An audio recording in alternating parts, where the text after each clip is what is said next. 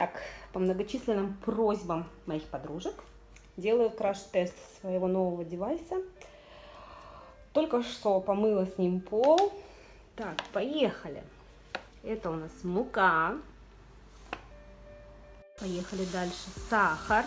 Первый раз я экспериментирую, поэтому мне тоже страшно. Так, давайте еще добавим рис. Ох, как я это все не люблю. Скажем так, с вареным рисом, который благополучно моя дочь перевернула полную тарелку на пол, он справился. Вот.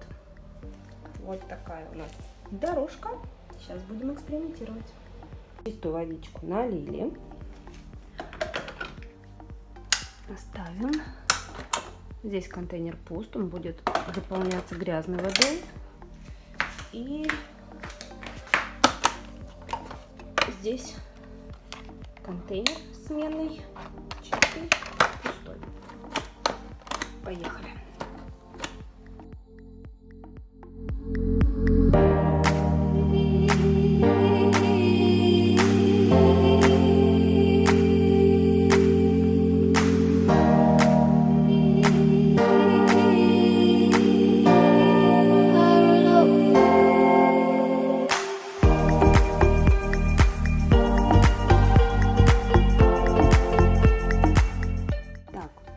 Сахар он убрал, рис он весь собрал.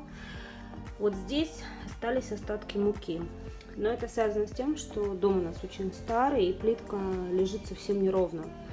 Вот, там, где были ровные участки, более или менее, вот здесь был сахар.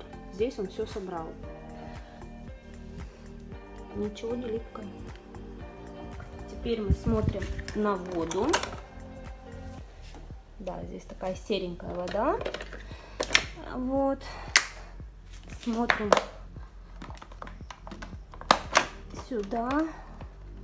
Вот он весь наш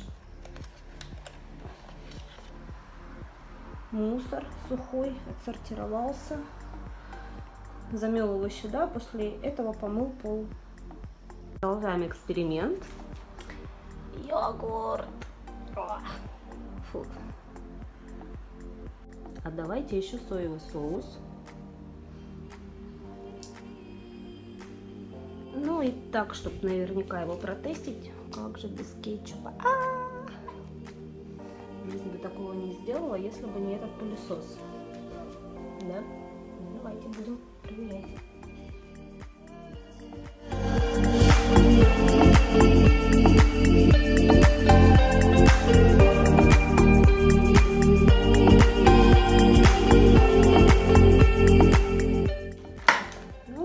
Меньше минуты все это заняло. Посмотрим. Вот он, кетчуп, соевый соус.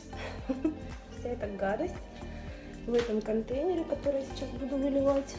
Что у нас здесь? Давайте проверим. Вот он, замел сюда тоже немножко кетчупа и йогурта. Вот эти есть, хорошо, что вот эти сменные контейнеры. Их 3 штуки идет. Можно, в принципе, только этим пользоваться, но когда вот этот мокрый и помытый, да, сохнет, можно взять другой пользоваться.